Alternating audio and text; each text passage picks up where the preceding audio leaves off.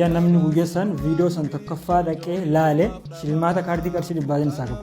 Assalamu alaikum wa rahmatullahi wa barakatuh. Kabajamtootaa fi hordoftoota ummata muslimaa warroonni yeroo dheeraa nashiidaa maaf gadi lakkisnee jirtanii gaafii hedduu dhiyeessaa turtan. Akkuma dur ja'aa turre sababa hojii viidiyootiif nashiidaan booda'uun isaa ni yaadatama. Kana waan ta'eef amma ammoo takka lama jennee kallattii itti seennee jirra. Viidiyoo ajaa'ibaa viidiyoo boonsaa kan lafaatii hedduudhaan itti lafaame hojii isaa jalqabnee itti seennee jirra. Isinis ammoo gama kanaan nashiidichaa yuutuubaa Abalqaasim irratti akka nu eeggattan maqaa rabbiitiin maqaa obbolummaa islaamaatiin waamicha isiniif godhuu barbaada. Hangasittuu ammoo akka yuutuubni kun siqee guddatee bakka barbaadame gahuuf isinis waan isinirraa barbaachisu akka gootan.